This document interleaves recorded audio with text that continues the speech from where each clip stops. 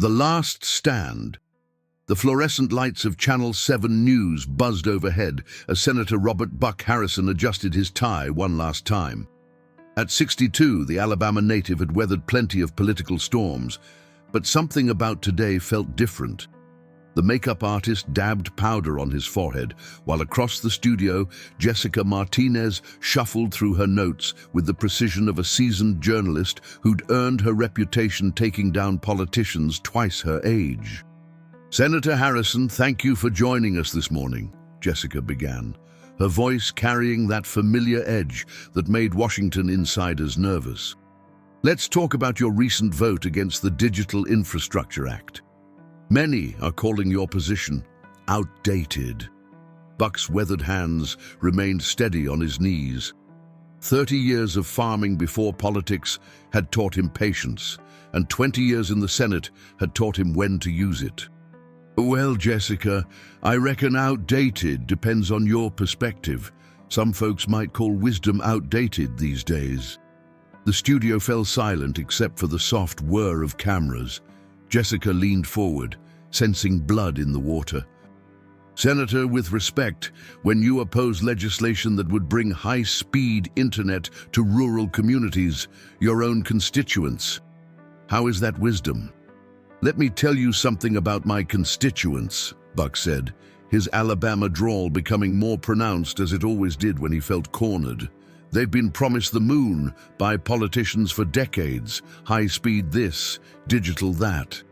But you know what they really need? Jobs that don't disappear when some tech company decides to move operations overseas. They need their kids to learn skills that can't be replaced by a computer program." Jessica's producer, Mike Chen, watched from the control room as the interview took an unexpected turn. This wasn't the usual political deflection they were used to. There was something raw, authentic about Harrison's response that made even the cynical news crew pay attention. "Senator, are you suggesting that technological advancement is somehow harmful to American workers?" Buck chuckled, a sound like gravel in a creek bed. "Ma'am, I've seen more technological advancement in my lifetime than most folks can imagine. I was there when we went from party lines to cell phones, from mules to GPS-guided tractors. But here's the thing nobody wants to talk about. Every time we get more connected, we seem to lose a little more of what connects us as human beings." Cue. The interview was supposed to run 10 minutes. They were already at 15, and Jessica found herself genuinely engaged rather than just going through the motions. "What do you mean by that, Senator?" Buck's eyes, the color of creek water after rain, grew distant for a moment. "I drive through my district every weekend, Jessica. Used to be you'd see kids playing in yards, neighbors talking over fence lines, folks sitting on front porches in the evening. Now, everyone's looking down at a screen, families eating dinner with phones on the table. We're so busy connecting to the world that we've forgotten how to connect to each other. But Senator, surely you can't deny the benefits of technology." "I'm not denying anything," Buck interrupted, his voice growing stronger. "I'm asking us to slow down long enough to think about what we're trading away. My grandfather could fix anything with a wrench and some wire. My father could read the weather better than any meteorologist. Me, I can barely figure out how to work the GPS in my truck without my granddaughter's help. Each generation we get more convenient and less capable." Jessica felt the interview slipping away from her prepared narrative. This wasn't the doddering old politician she'd expected to easily dismantled. "So what's your solution, Senator? Should America just stop progressing?" Buck leaned back in his chair, and for the first time since the cameras started rolling, he smiled. "Progress. Now there's a word that's lost its meaning. Is it progress when a farmer can't fix his own tractor because it's run by computer chips he needs a PhD to understand? Is it progress when kids can't navigate without GPS but couldn't find their way out of the woods if their phone died? Is it progress when we've got more ways to communicate than ever before, but suicide rates among young people are through the roof?" The studio had gone completely silent. Even the camera operators, who'd seen thousands of interviews, found themselves paying attention to every word. I'm not against technology, Jessica. I'm against the idea that newer is always better, faster is always smarter, and more connected is always more human. Sometimes the old ways work because they've been tested by time. Sometimes outdated just means proven. Jessica glanced at her producer, who was gesturing frantically for her to wrap up. But she couldn't. What would you say to viewers who think you're out of touch with modern reality? Buck was quiet for a long moment, and when he spoke, his voice carried the weight of decades. I'd say I'm exactly in touch with reality. The reality that we're raising a generation of kids who think milk comes from a store and chicken comes in nugget form. The reality that we've got more ways to learn than ever before, but common sense seems to be getting less common. The reality that we've got all these labor-saving devices, but nobody seems to have any time anymore. He leaned forward, looking directly into the camera. I'd say I'm in touch with the reality that somewhere along the way, we decided that knowing how to swipe a screen was more important than knowing how to look a man in the eye and give your word. That being able to Google something was more valuable than actually understanding it. That having 1,000 online friends was better than having one real neighbor you could count on. Senator Harrison, I'm not finished, Jessica. His voice wasn't angry, but it was firm. You called me outdated, and maybe by some standards I am. I still believe a handshake means something. I still think kids should know how to change a tire and balance a checkbook. I still believe that some problems can't be solved by an app or a government program, but by people who care about each other, rolling up their sleeves and doing the work. He stood up, his 6'2" frame towering over the anchor desk. If that makes me outdated, then I'll wear that label like a badge of honor, because I'd rather be outdated and real than modern and empty. The senator began removing his microphone, and Jessica realized the interview was over, whether she was ready or not. Senator, where does this leave us as a country? Buck paused, his hand on the studio door. That depends on whether we remember that being American isn't about having the newest gadget or the fastest connection. It's about having the character to do what's right even when it's hard, the wisdom to learn from those who came before us, and the courage to admit that sometimes the old ways were better ways. He walked out, leaving Jessica staring at an empty chair and a studio full of people who weren't quite sure what they'd just witnessed. Within an hour, clips of the interview were spreading across social media with a speed that would have made Buck Harrison shake his head in bemused irony. Outdated and Proud began trending, with thousands of Americans sharing their own stories about old-fashioned values in a modern world. But back in Millerville, Alabama, population 3,847, nobody was checking Twitter. They were too busy living the life Senator Harrison had just defended on national television. The morning sun cast long shadows across Main Street in Millerville as Sarah Beth Harrison unlocked the door to Harrison Hardware, the same store her family had run for 4 generations. At 28, she was caught between worlds, her MBA from Auburn University and her grandfather's insistence that common sense can't be taught in any classroom.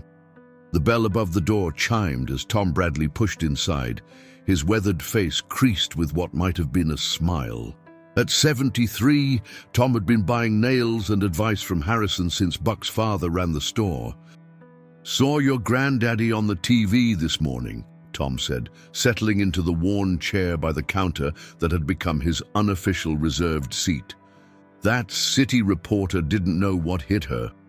Sarah Beth looked up from the inventory she'd been updating on her tablet, a device that would have mystified her great-grandfather, but seemed as natural to her as breathing.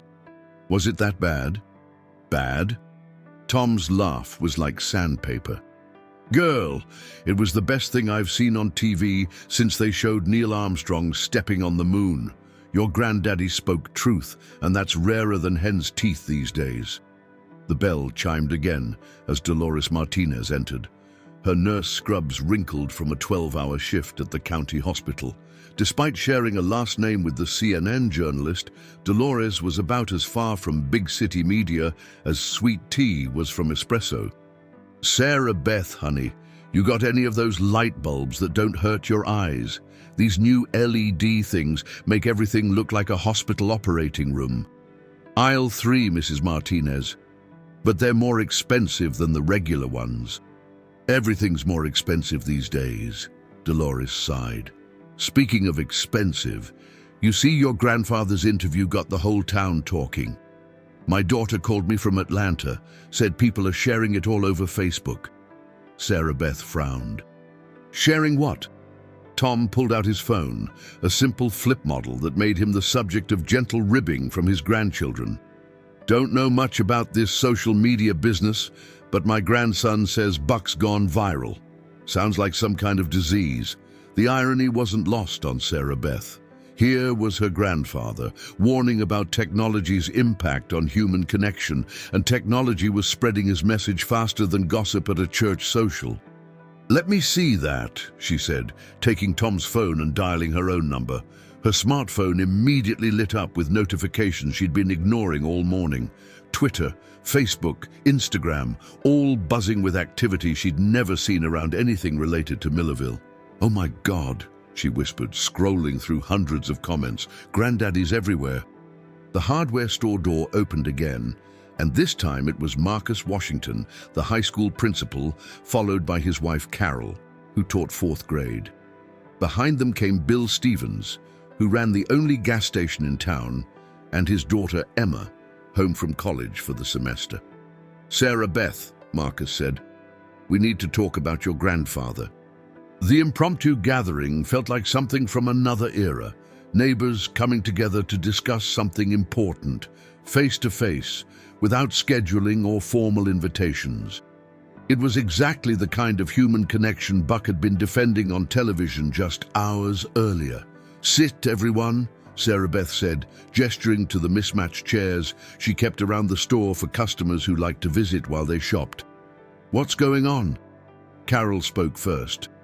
"I had 3 parents call me before school even started today. They saw Buck's interview and wanted to know if we could start teaching more practical skills. One mother asked if we could bring back home economics." Emma laughed, but not mockingly. "Mom, at State, we have students who can code in 5 programming languages but can't sew on a button or cook anything that doesn't go in a microwave. Maybe there's something to what Senator Harrison said."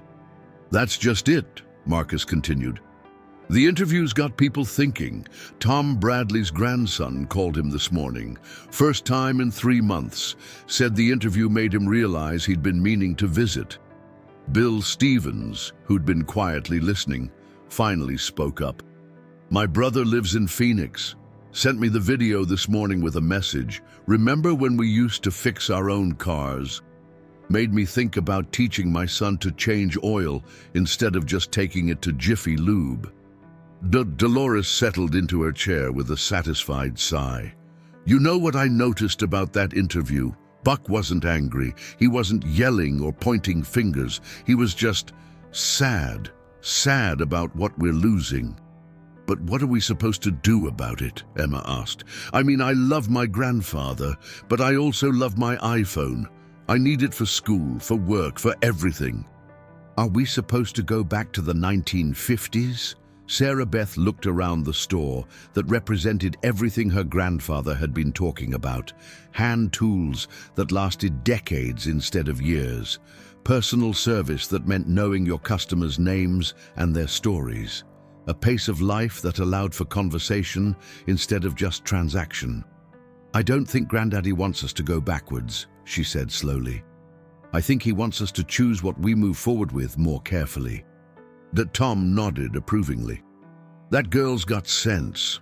Buck's not saying, throw away your computers and cars. He's saying maybe we ought to remember how to get along without them when we need to." Marcus leaned forward. "The question is, how do we do that?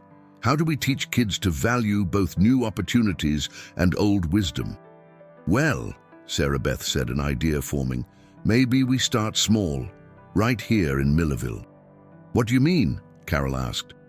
Sarah Beth gestured toward her tablet, then toward the manual cash register that still worked perfectly after 40 years.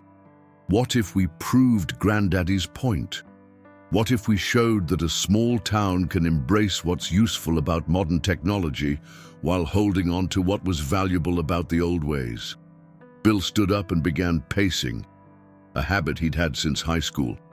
"You're talking about some kind of experiment." "I'm talking about living differently," Sarah Beth said. "What if every business on Main Street committed to hiring local kids and teaching them skills their great-grandparents knew? What if we had a day each week where we turned off the Wi-Fi and just talked to each other? What if we started valuing things that last over things that are just new?" Emma was already shaking her head. "Sarah Beth, people aren't going to give up their conveniences. They're not going to choose harder ways just because they're more authentic." "Maybe not," Sarah Beth admitted, "but maybe they'll choose them if they're also better ways. Maybe they'll choose them if they build something worth preserving."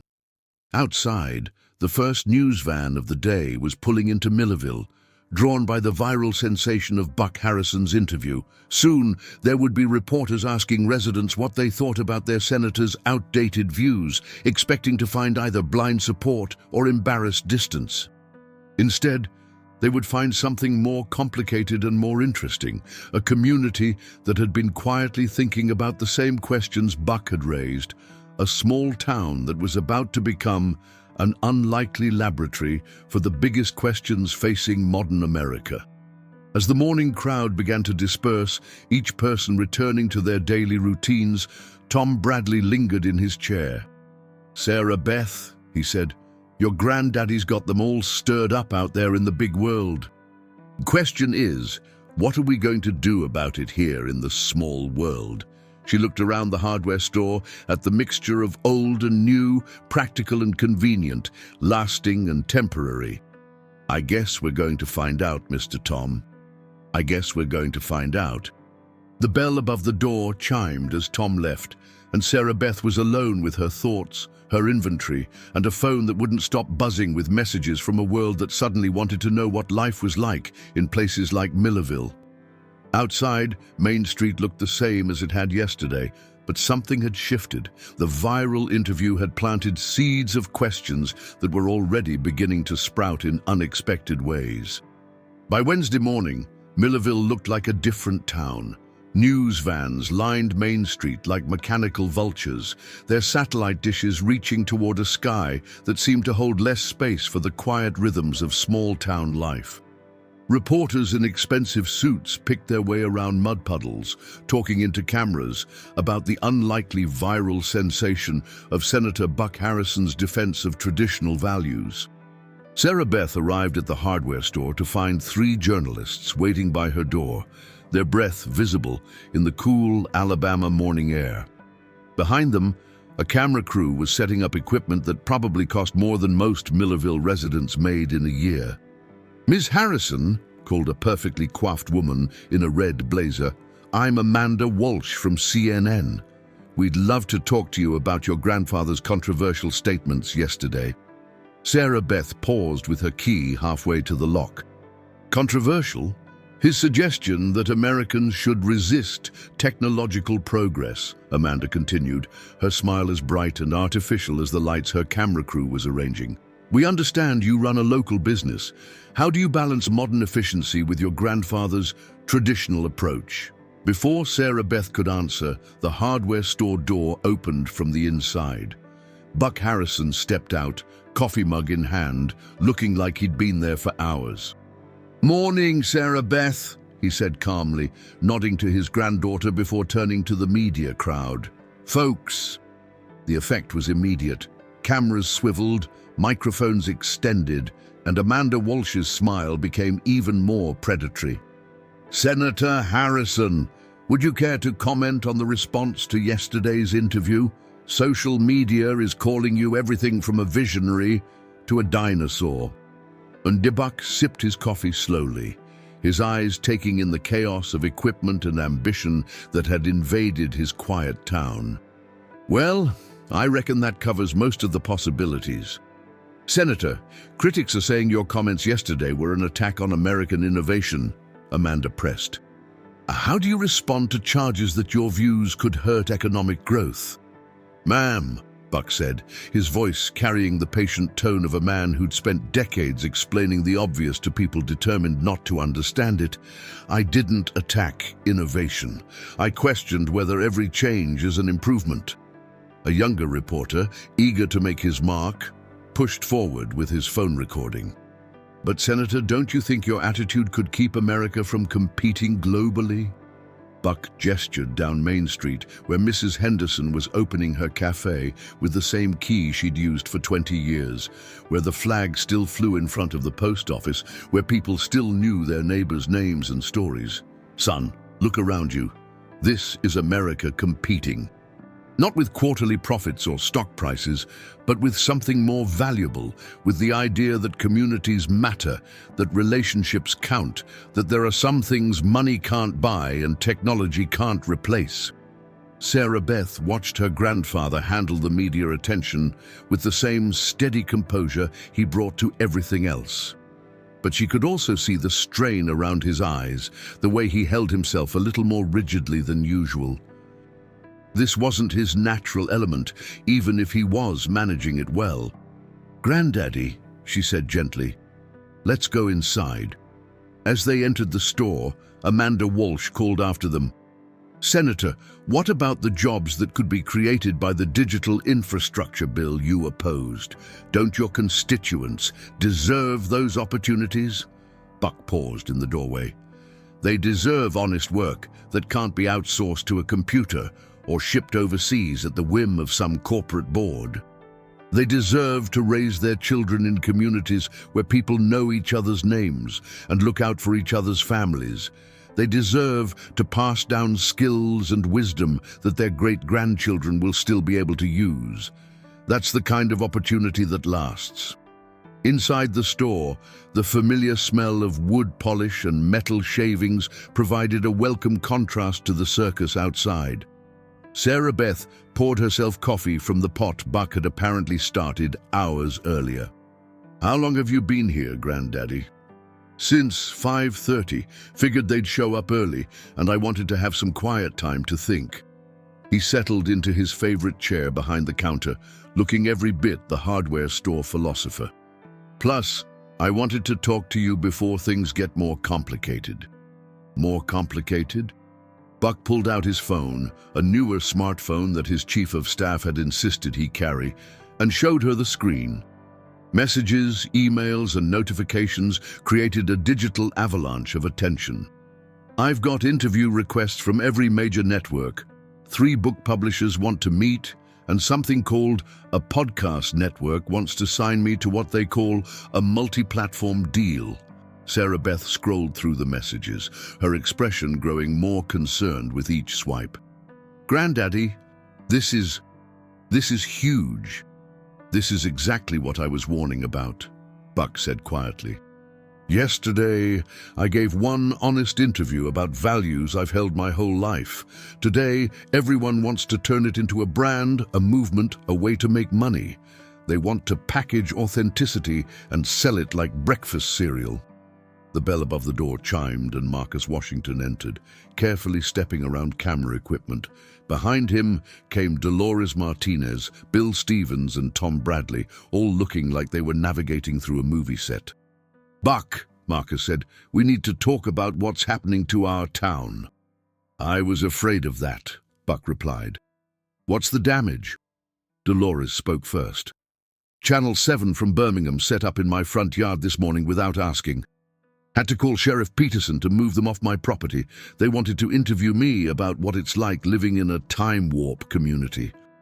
"Time warp," Tom snorted. "Because we still say please and thank you and know how to change a tire."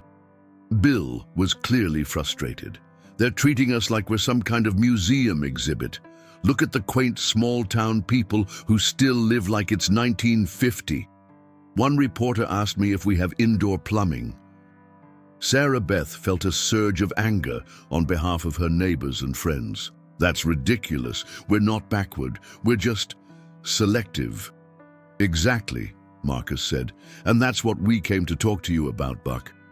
This attention could destroy what we've built here, or it could be an opportunity to show people there's another way to live, but only if we control the narrative instead of letting them control it. Buck was quiet for a long moment, staring out the window at the media circus transforming his hometown. What are you thinking, Marcus? I'm thinking, maybe it's time Millerville showed the world what you were talking about in that interview.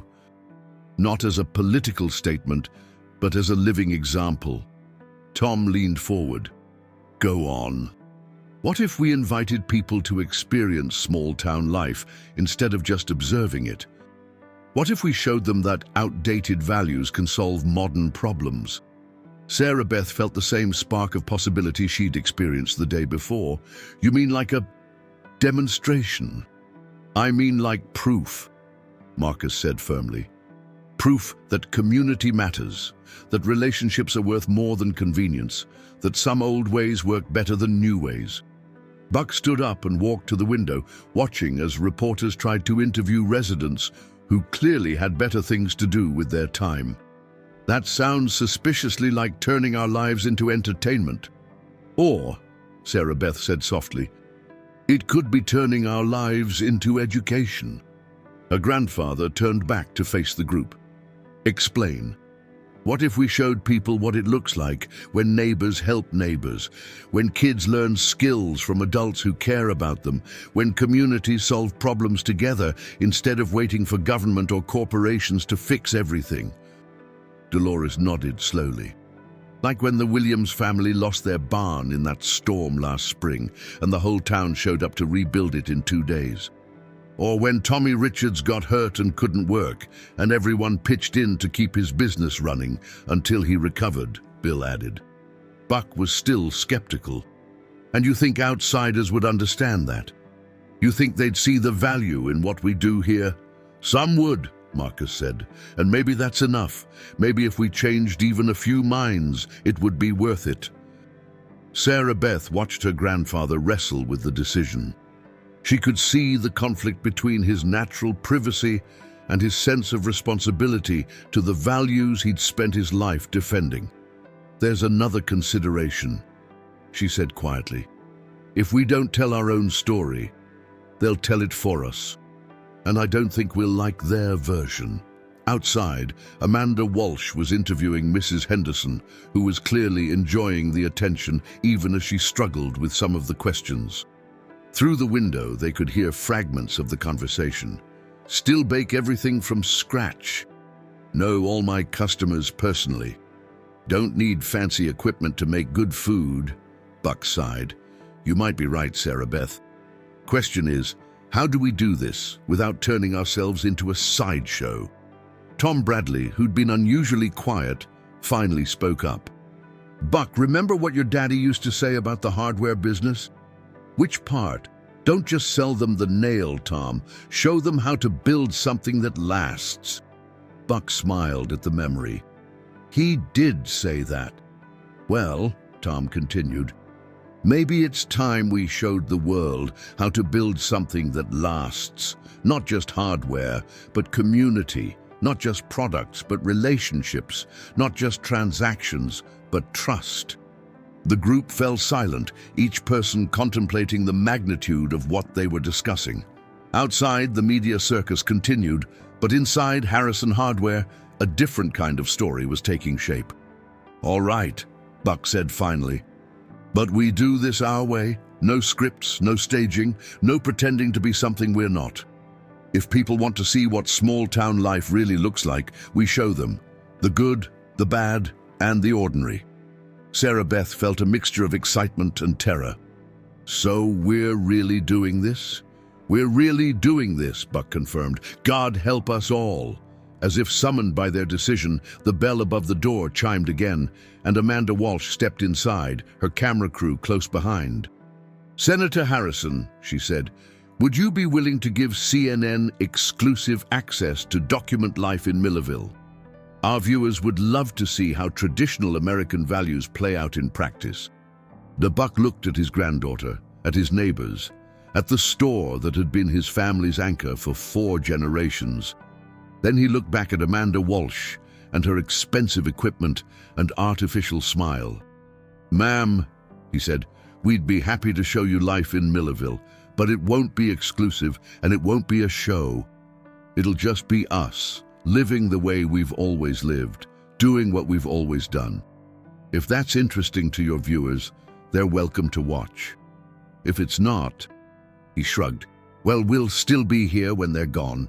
Amanda Walsh's smile faltered slightly, but she nodded. "That sounds authentic." "Lady," Tom Bradley chuckled from his chair, "you don't know the half of it. 3 weeks after Buck Harrison's viral interview, Millerville had become an unlikely destination for Americans searching for something they couldn't quite name. Cars with license plates from as far away as California and New York cruised down Main Street, their occupants peering through windows with the mixture of curiosity and skepticism that city dwellers reserved for places where the pace of life still matched the rhythm of the seasons. Sarah Beth had stopped being surprised by much of anything, but the sight of a Tesla parked next to Tom Bradley's 1987 pickup truck outside Henderson's Cafe still made her shake her head in wonder. The contrast seemed to sum up everything that had been happening since the media spotlight found their little town. She was updating inventory on her tablet, a fact that several journalists had noted with apparent disappointment, as if they'd expected to find her using an abacus, when the bell above the door chimed. Instead of another reporter, she looked up to see a young couple in their early 30s, the woman holding a baby who couldn't have been more than 6 months old. "Excuse me," the woman said hesitantly. "Are you Sarah Beth Harrison?" "I am. Can I help you?" The man extended his hand. "I'm David Chen, and this is my wife Lisa. We drove down from Nashville after seeing your grandfather's interview. We were hoping to see what life is like here." Sarah Beth studied their faces, noting the same expression she'd been seeing on visitors for weeks, a mixture of hope and uncertainty, as if they were looking for something they'd lost, but couldn't remember exactly what it was. "What kind of life are you living in Nashville?" she asked. Lisa shifted the baby to her other arm. "David's a software engineer. I'm in marketing.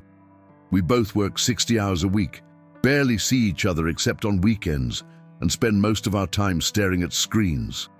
When Emma was born, we started wondering if there was a better way to raise a family." "Emma," Sarah Beth said, smiling at the baby. "Pretty name.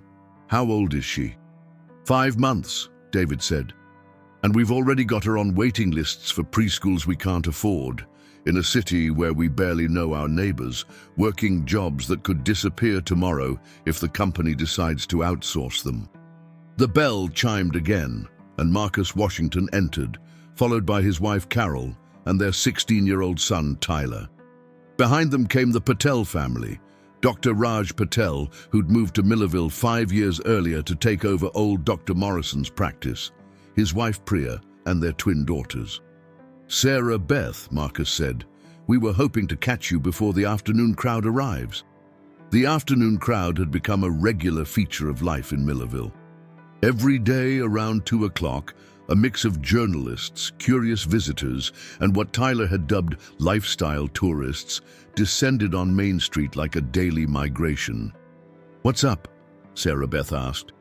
Carol gestured toward David and Lisa. "We've been talking to visitors like your friends here, and we're hearing the same story over and over. Young families who feel lost, older couples who feel like they're running on a treadmill, people who have everything they thought they wanted but feel empty inside." Dr. Patel nodded. "In my practice, I'm seeing more anxiety, more depression, more people who can't sleep because they're constantly connected to work, to social media, to the endless stream of information and obligation." Tyler, who'd been remarkably patient for a teenager, finally spoke up. "The thing is, we're not perfect here either. Sometimes I get bored. Sometimes I wish I lived in Birmingham or Atlanta where there's more stuff to do. But when I see these people coming here looking for something they can't find in big cities, it makes me think maybe I don't know how good we have it." Lisa looked around the hardware store, taking in the handwritten price tags, the personal photos on the counter, the worn chairs where customers clearly spent time visiting. "How do you make it work? How do you have a life that feels meaningful instead of just busy?" Sarah Beth considered the question seriously. "I think it starts with knowing that your work matters to people you know. When I sell someone a tool, it's not just a transaction. I know they're fixing something in their home, building something for their family, solving a problem that's real to them. Their success becomes my success." "But how do you make enough money?" David asked. "I mean, no offense, but this store can't generate the revenue of a big corporation." Tom Bradley's voice came from behind them. "Son, you're asking the wrong question." They turned to see Tom settling into his usual chair, coffee mug in hand. "The question isn't how much money you make. The question is how much life you live." "What do you mean?" Lisa asked. Tom gestured toward the baby in her arms. "How much time did you spend with that little girl last week?" Lisa's face clouded. "Not enough, between work and commuting and all the things we had to do. Here's the thing," Tom continued gently. "I raised 4 kids in this town, never made more than $40,000 a year in my life, working at the lumber mill. But I was home for dinner every night. I coached Little League, taught Sunday school, knew my children's teachers and their friends' parents. My kids grew up in a place where 20 adults were looking out for them, not just 2 exhausted parents." Dr. Patel sat down in another chair.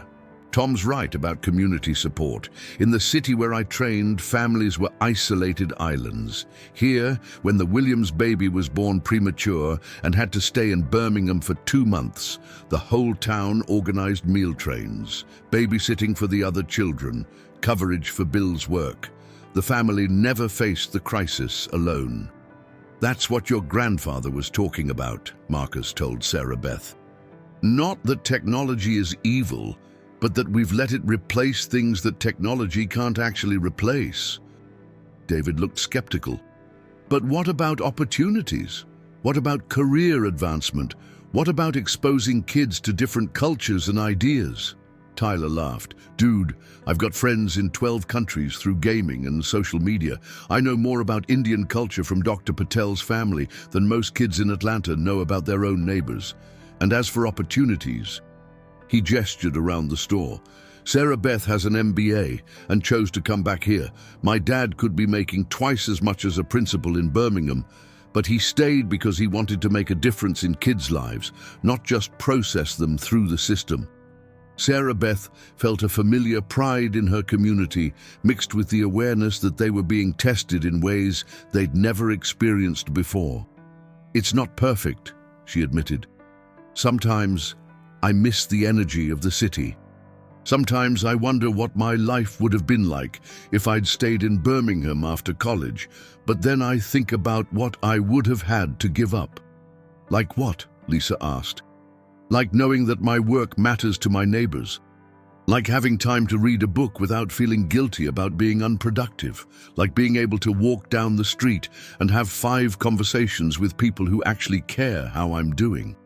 The afternoon crowd was beginning to arrive. Sarah Beth could hear car doors slamming and the voices of people who talked a little too loudly in unfamiliar places. Soon the store would be full of browsers and questioners, people taking photos and making observations about the quaint way small-town people lived. "Can I ask you something?" David said. "Do you ever feel like you're being judged? Like people think you're settling for less?" Sarah Beth laughed. "All the time. But here's what I've learned. The people doing the judging usually can't answer basic questions about their own lives.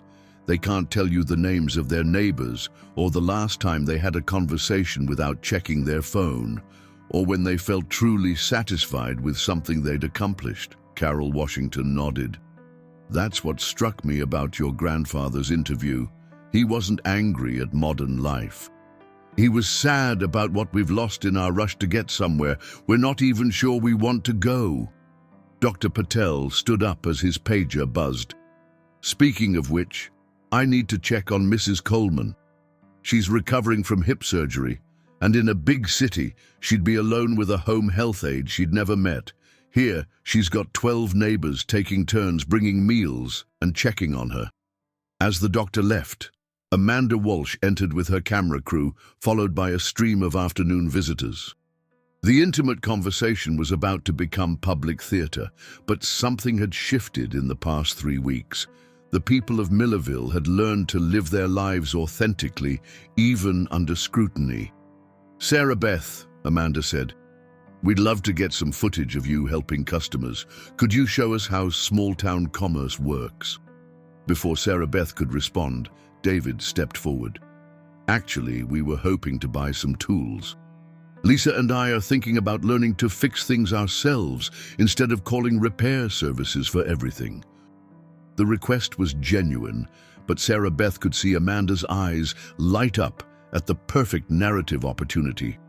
"That's wonderful. Could you tell our viewers why you're making this choice?" Lisa looked uncomfortable with the camera attention, but David answered thoughtfully. "We realized we've become completely dependent on other people to solve problems we used to be able to handle ourselves. My grandfather built his own house. I can't even change a light bulb without watching a YouTube video." Sarah Beth guided them toward the tool section, aware that every word and gesture was being recorded, but determined to treat them like any other customers. "What kinds of things are you wanting to learn to fix?" "Everything," Lisa said with a laugh. "We called a handyman last month to hang pictures on the wall, paid him $150 for 20 minutes of work that my dad could have done with his eyes closed." Tom Bradley chuckled from his chair. "Son, let me save you some money. First thing you need to learn is that 90% of household problems can be fixed with a good screwdriver set, some WD-40, and patience." "See, that's exactly what I mean," David said, turning to the camera despite his earlier discomfort. "In the city, we don't have people like Mr. Bradley around to teach us these things. We have Google and YouTube, but it's not the same as having someone who actually cares about whether you succeed." Amanda gestured for her cameraman to get a close-up of the interaction. "This is fascinating. You're essentially choosing to live less efficiently in order to live more meaningfully." Tyler Washington, who'd been watching the filming with the critical eye of his generation, spoke up. "That's not how I'd put it. We're choosing to be capable instead of just connected." The comment was so perfectly articulated that Amanda immediately turned her attention to him. "That's an interesting perspective from someone your age. Don't you feel like you're missing out on opportunities that technology provides?" Tyler grinned. "Lady, I've got a smartphone, a gaming setup, and high-speed internet. I'm not living in the Stone Age. But I also know how to change my oil, grow vegetables, and have a conversation without staring at a screen. Most of my friends in Birmingham have to choose between being tech-savvy or life-capable. Here I get both." Sarah Beth felt a surge of pride in the young man who'd grown up in their community. Tyler represented exactly what her grandfather had been talking about, someone who could embrace useful technology while maintaining essential skills and human connections. "Tyler makes an important point," she said, addressing both the customers and the camera. "We're not anti-technology here. Dr. Patel uses the latest medical equipment. Our school has computers and internet, and most of us have smartphones. The difference is that technology serves us instead of ruling us." David was examining a basic tool set, reading the information Sarah Beth had provided. "This is exactly what I'm talking about.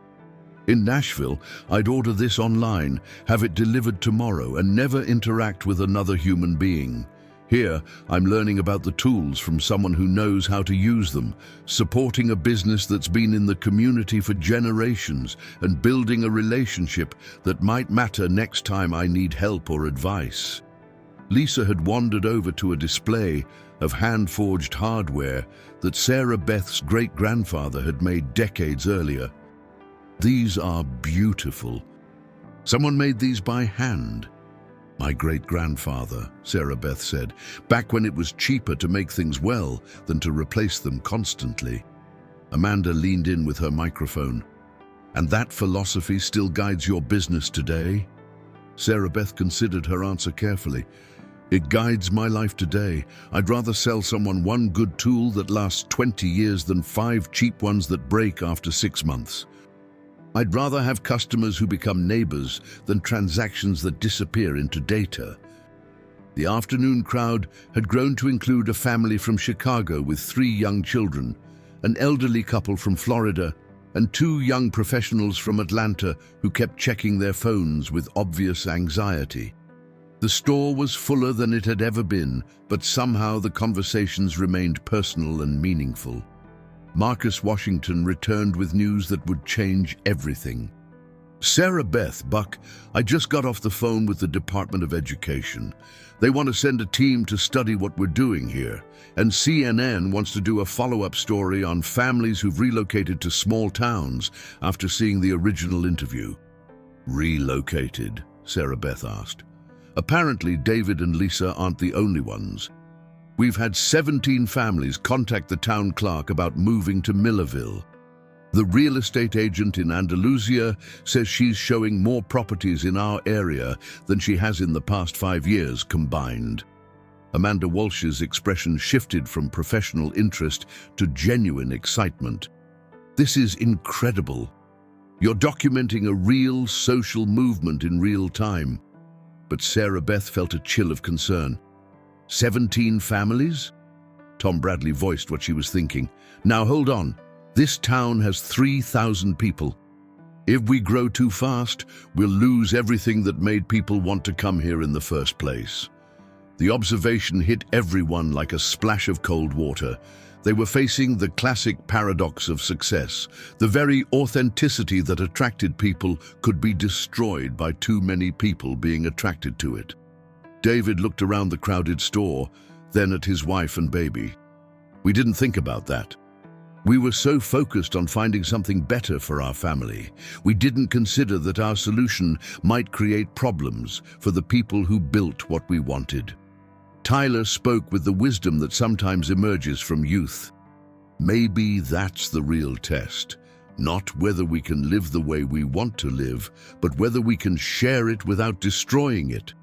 The comment hung in the air like a question that would define not just Millerville's future, but the broader conversation Buck Harrison had started with one honest interview about values and choices. Amanda Walsh lowered her microphone for the first time since entering the store. Senator Harrison, she said quietly, when you gave that interview, did you think it would lead to this? Buck, who'd been watching the afternoon unfold from behind the counter, finally spoke. Mom, when I got up that morning, I thought I was just going to answer some questions about a vote. I never imagined I was going to start a conversation about how Americans want to live. He looked around at the mix of locals and visitors, at his granddaughter trying to balance business with philosophy, at young people grappling with choices their grandparents never had to make. The question now, he continued, is whether that conversation leads to something good or whether it just becomes another thing we consume until we get bored and move on to the next trend. Outside, the sun was setting over Main Street, casting long shadows that seemed to stretch between 2 different visions of American life. Inside Harrison Hardware, a room full of people were trying to figure out which vision was worth preserving and whether they could preserve it together. The test of truth had begun, and nobody knew what the results would show. 6 months after Buck Harrison's viral interview, Millerville had become something unprecedented in modern America. A small town that had managed to grow without losing its soul. The transformation hadn't been easy, and it certainly hadn't been automatic. Sarah Beth stood on the front porch of Harrison Hardware at dawn, coffee mug in hand, watching the town wake up. The changes were visible everywhere.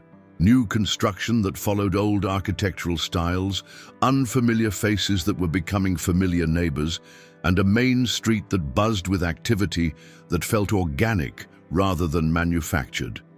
The key had been what Tyler Washington had dubbed the Millerville model, a community-designed approach to managing growth that prioritized character over profit and relationships over revenue.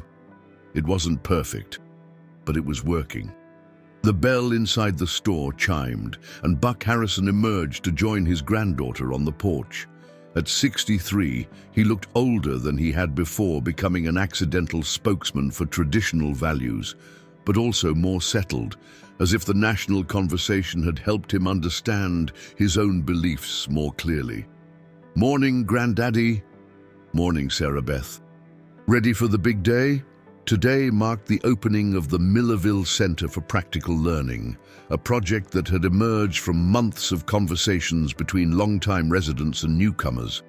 It wasn't a school in the traditional sense, but rather a place where people could learn skills that had been disappearing from American life: basic carpentry, small engine repair, cooking from scratch, financial literacy, and what Tom Bradley called the art of neighboring. The idea had come from David and Lisa Chen, who had indeed moved to Millerville and had become unexpected community leaders. David had used his tech skills to create an online platform that connected people who needed skills with people who could teach them, while Lisa had started a local marketing cooperative that helped small businesses reach customers without losing their personal touch. "You know what I think the real success is?" Buck said, settling into the rocking chair he'd added to the porch specifically for morning conversations. "What's that?" "We figured out how to change without losing ourselves. That might be the most important thing Americans need to learn right now." Down the street, Dr. Patel was unlocking his clinic, where he now had two part-time partners, one a young doctor who'd grown tired of corporate medicine, the other a nurse practitioner who'd moved from Atlanta with her family. The medical practice had become a model for healthcare that focused on relationships and prevention rather than just treating symptoms. Marcus Washington appeared around the corner, walking to school as he had every morning for 15 years. But now the Millerville School District had become a destination for education researchers, studying how small communities could prepare students for modern careers while maintaining connections to place and tradition. "Marcus," Buck called, "ready for your big speech?" Marcus grinned and joined them on the porch. As the principal who'd helped guide the town through its transformation, he'd been asked to speak at the center's opening about the balance between innovation and tradition. "I've been thinking about what to say," Marcus admitted. "How do you explain to people that progress doesn't always mean abandoning everything that came before?" Sarah Beth had been pondering the same question. "Maybe you tell them about Tyler." Tyler Washington had become the unofficial poster child for the Millerville model. Now, 17, he'd been accepted to Auburn University with a full scholarship in computer engineering. But he'd also learned traditional building techniques from Tom Bradley, could repair small engines, and had started a business teaching other teenagers practical skills while they learned advanced technology. "Tyler's a good example," Buck agreed. "But so are the Chens and the Hendersons, and even that reporter who decided to stay." Amanda Walsh's transformation had been perhaps the most surprising. After spending months documenting life in Millerville, she'd realized she was more interested in living it than reporting on it. She'd taken a buyout from CNN and started a local newspaper that covered not just Millerville, but several surrounding small towns, focusing on solutions rather than problems, community rather than conflict. "Here she comes now," Sarah Beth said, waving at Amanda as she walked toward them with the easy stride of someone who no longer lived her life in 5-minute segments between commercial breaks. "Morning, everyone," Amanda said, settling on the porch steps. "Ready for the circus today?" The opening of the Practical Learning Center had drawn attention from education officials, policymakers, and media from around the country. But unlike the chaotic early days of Millerville's fame, this attention felt manageable, even welcome. "It's not a circus if we're the ones running the show," Buck said with satisfaction. The past 6 months had taught them valuable lessons about managing external interest while protecting internal values. They'd established guidelines for development, created a mentorship program for newcomers, and most importantly, insisted that growth serve the community rather than the other way around. Tom Bradley approached from his morning walk, moving with the careful precision of his 74 years, but still covering ground with purpose. Behind him came Dr. Patel's family. The Chens, with baby Emma, who'd taken her first steps in Harrison Hardware, and several other families who represented the careful blend of old and new that Millerville had achieved. "Time for the grand opening?" Tom asked, settling into the remaining porch chair that Sarah Beth kept for him. "Almost," Amanda said, checking her phone, a gesture that had become less frequent and less urgent since she'd changed her life priorities. "The State Education Committee should arrive within the hour, and the film crew from 60 Minutes is setting up at the center. The 60 Minutes piece would be different from the early media coverage. Instead of treating Millerville as a curiosity or a political statement, they were documenting it as a potential solution to problems that extended far beyond small-town Alabama." "You know what's funny?" Sarah Beth said, watching neighbors and newcomers gather naturally into conversation groups on the street. "All those reporters kept asking if we were trying to go back to the past. But what we really did was figure out how to take the best of the past forward into the future." David Chen approached with his laptop bag, and Emma strapped to his chest in a carrier, a sight that had become common in Millerville as more fathers took active roles in child-rearing that extended beyond just weekends and evenings. "Sarah Beth, we need to review the numbers one more time before the presentation," David said. "The economic impact data is pretty remarkable." The numbers were indeed remarkable, but not in the way most economic development stories played out. Instead of measuring success purely in terms of growth and revenue, Millerville had created metrics that captured quality of life, average commute times down, community volunteer hours up, local business sustainability dramatically improved, and resident satisfaction consistently high among both long-time and new residents. "What's our biggest success story?" Amanda asked, pulling out her notebook. Buck answered immediately. "Marriage." "Marriage? The divorce rate in our county has dropped by 30% since people started moving here, when folks aren't working 60 hours a week and spending 2 hours a day in traffic. They have time and energy for their relationships." Lisa Chen had arrived in time to hear Buck's comment. "That's definitely true for us. In Nashville, David and I were like ships passing in the night. Here we eat dinner together every evening, take walks after Emma goes to bed, and actually talk to each other about things more substantial than schedules and logistics." The conversation was interrupted by the arrival of Dr. Elizabeth Morrison, the education researcher from Vanderbilt, who'd been studying the Millerville model, a granddaughter of the doctor that Dr. Patel had replaced. She represented another kind of circle closing, the return of expertise to communities that had been drained by decades of brain drain. "Are you ready for this?" Dr. Morrison asked Buck. "The policy implications of what you've accomplished here are significant. There are already 3 states considering legislation to support rural community development based on the Millerville model." Buck looked around at the impromptu gathering on his front porch, at the mix of faces and ages and backgrounds that had become the new face of his hometown. "Dr. Morrison, I'm not sure we accomplished anything other than remembering how to live like human beings instead of economic units. That might be the most important accomplishment of all," she replied. As the morning progressed and the official ceremonies began, Millerville demonstrated something that political scientists and social theorists had been debating for decades. whether American communities could adapt to modern challenges while maintaining traditional strengths.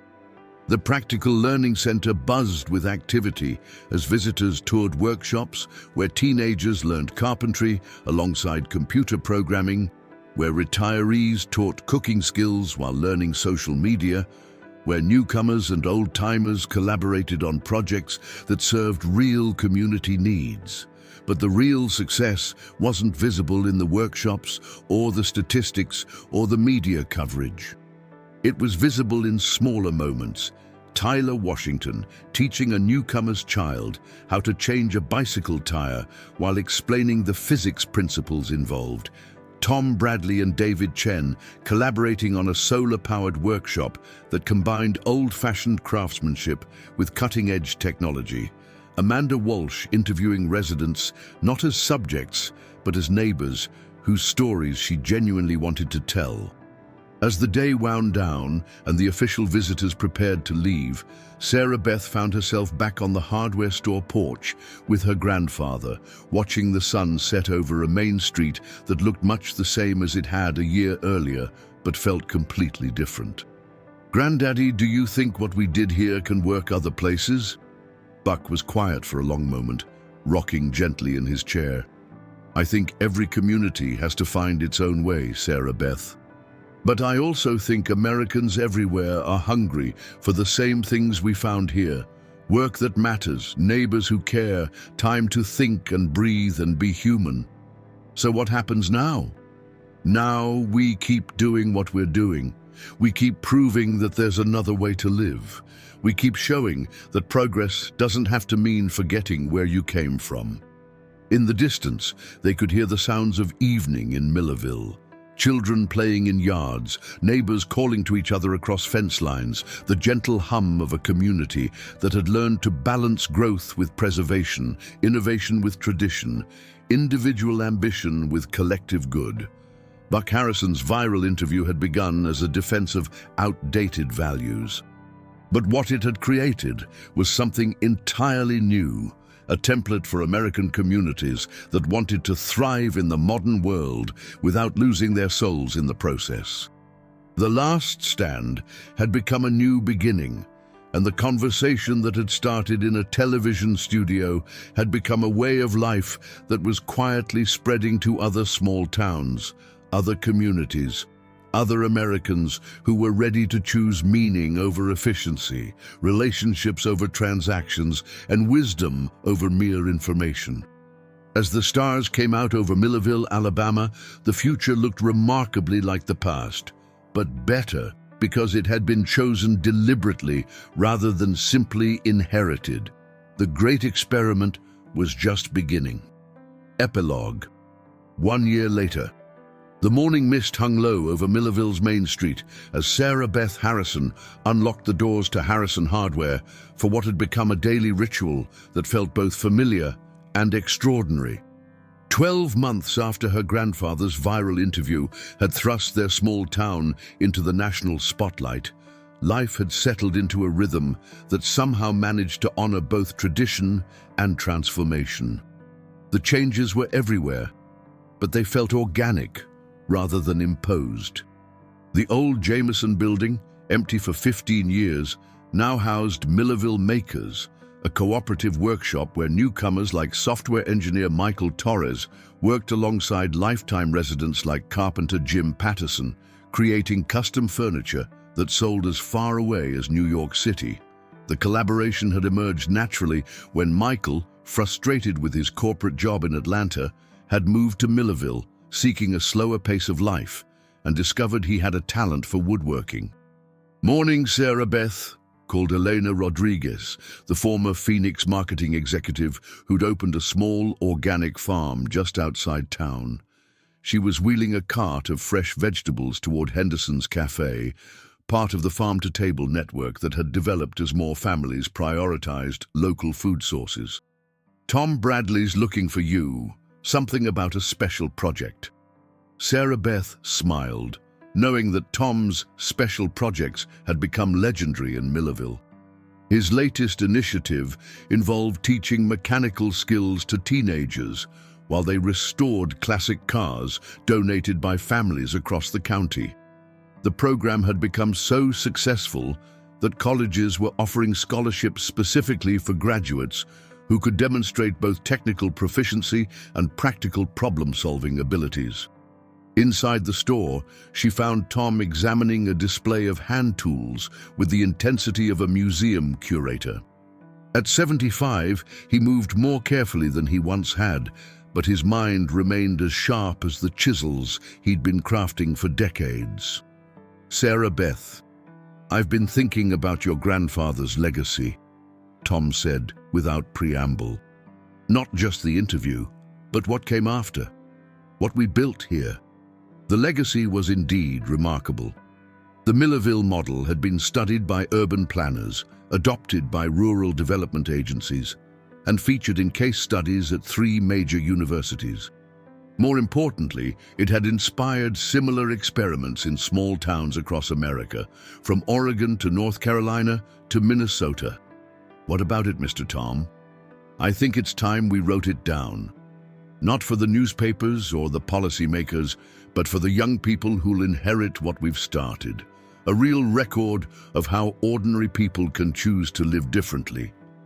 The idea had merit. Over the past year, Sarah Beth had fielded dozens of calls from community leaders, recent college graduates, and families seeking guidance on replicating Millerville's success. The interest was genuine, but the questions were often superficial, focused on tactics rather than underlying principles. "You thinking about a book?" she asked. "I'm thinking about truth," Tom replied. "The truth about what works when people decide to put community before convenience, relationships before efficiency, wisdom before information." The bell above the door chimed, and Buck Harrison entered, coffee mug in hand and the morning paper tucked under his arm. The ritual was as consistent as sunrise, even though the paper now included a weekly column he wrote about life in changing rural America. "Morning, you two. Tom, I hear you want to make me into an author." "Not you, Buck. Us. All of us. The story of what we learned, what worked, what didn't, and why it matters." Buck settled into his customary chair and opened the paper. The lead story was about urban housing costs reaching crisis levels in major cities, followed by an article about rising mental health issues among young professionals. The contrast with Millerville's experience couldn't have been sharper. "Might not be a bad idea," Buck admitted. "Got a call yesterday from a mayor in Iowa. His town's been hemorrhaging young people for 20 years, and he wants to know if our approach could work in corn country." "What did you tell him?" Sarah Beth asked. "Told him the same thing I tell everyone. You can't copy what we did here, but you can copy why we did it." The why had become central to understanding Millerville's transformation.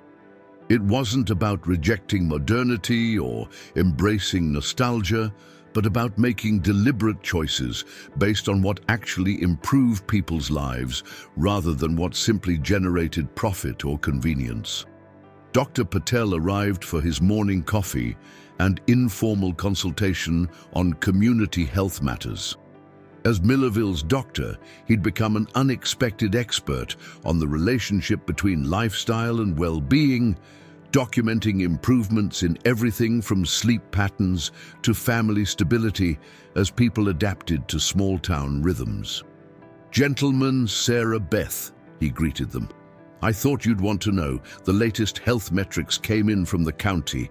Our rates of anxiety, depression, and stress-related illness continue to decline, even as they're rising in urban areas across the state." What do you attribute that to?" Buck asked. Dr. Patel settled into the informal circle that had become their morning forum. "Multiple factors, but they all relate to time and connection. People here have time to sleep properly, to eat meals together, to exercise naturally through daily activities. They have meaningful work, genuine relationships, and a sense of purpose that goes beyond personal achievement."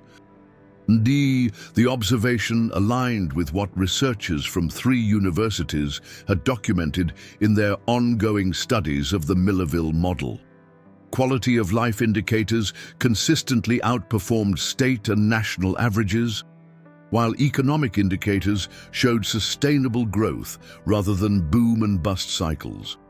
Amanda Walsh appeared in the doorway, no longer the polished television journalist, but rather a community newspaper publisher whose weekly editorials had gained national attention for their thoughtful analysis of social trends. Her transformation from media consumer to community builder had become part of Millerville's story. "Perfect timing," she said. "I just got off the phone with 60 Minutes. Oh, they want to do a follow-up story, not about what we've accomplished, but about the challenges we've faced and how we've addressed them." The challenges had been significant: managing growth without destroying character, integrating newcomers without overwhelming long-time residents, maintaining authenticity while attracting outside investment, balancing individual opportunity with collective good. "What kinds of challenges are they most interested in?" Sarah Beth asked. "The hard ones. Like when the Walmart proposal came up, and we had to decide between economic convenience and local business preservation. Or when the state wanted to route the new highway through downtown, and we had to fight to protect our walkable community design. Both battles had been won, but not easily.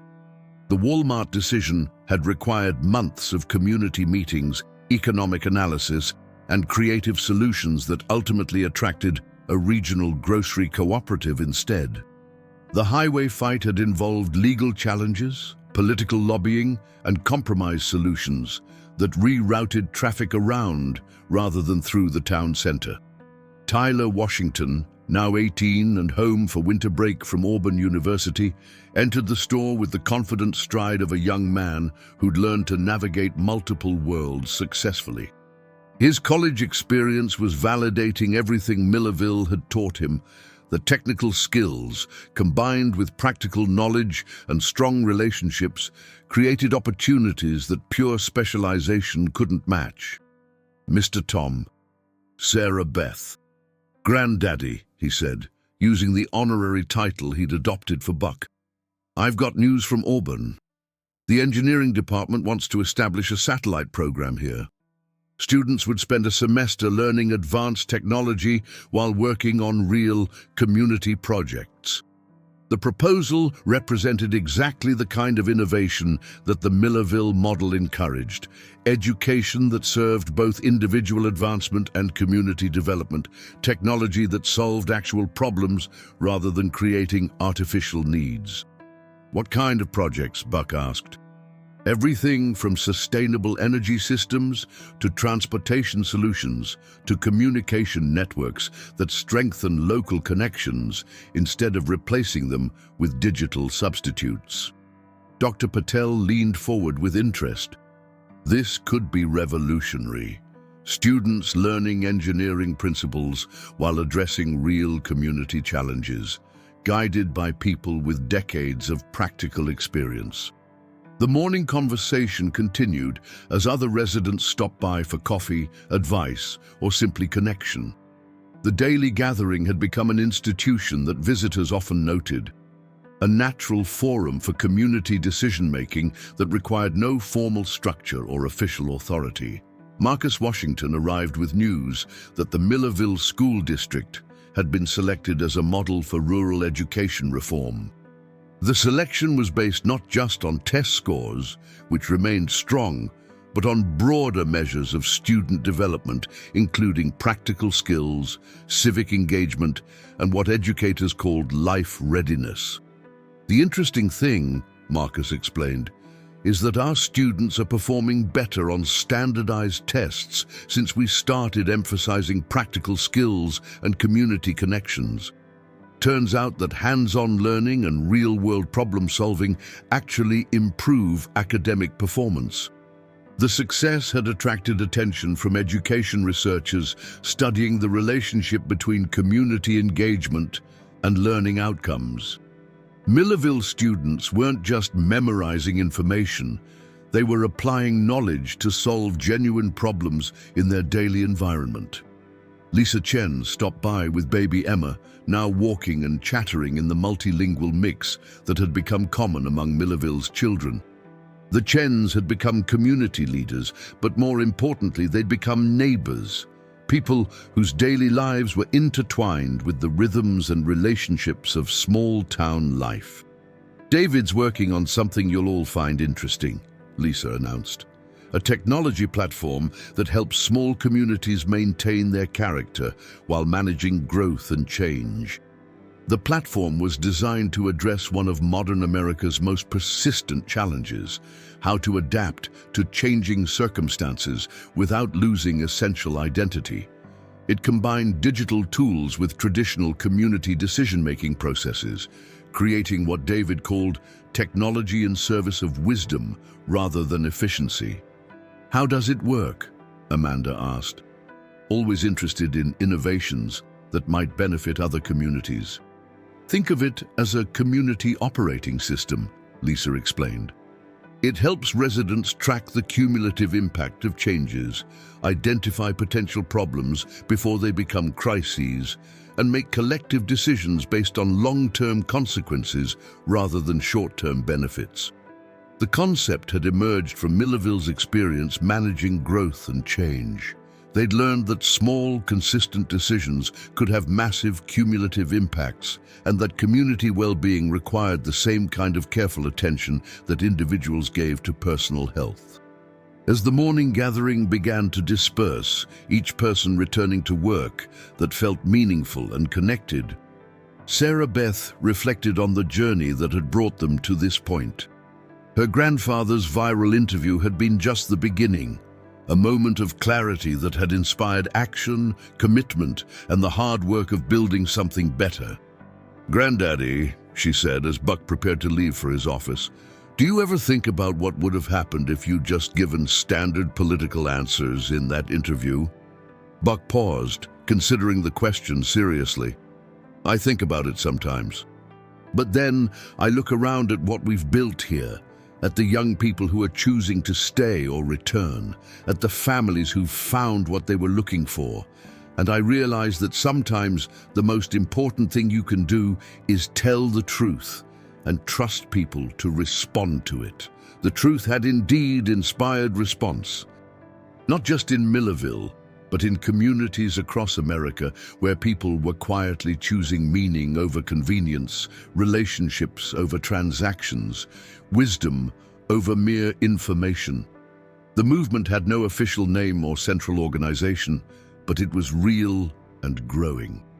As Sarah Beth prepared to open the store for another day of serving neighbors and strangers alike, she thought about Tom Bradley's proposal to document their experience. Maybe it was time to share not just what they'd accomplished, but how they'd accomplished it. The daily decisions, small compromises, and persistent commitment that had transformed a struggling small town into a model for American community life. Outside, Main Street came alive with the gentle bustle of people who had time for their lives, work that mattered to their neighbors, and the satisfaction of building something worth preserving. It wasn't perfect and it wasn't easy, but it was real. The last stand had indeed become a new beginning, and the conversation that had started with one honest interview continued in the daily choices of people who decided that the best way to honor the past was to build a future worthy of it. In Millerville, Alabama, population 4,200 and growing thoughtfully, the great experiment in American community life continued. One relationship, one decision, one day at a time. The end.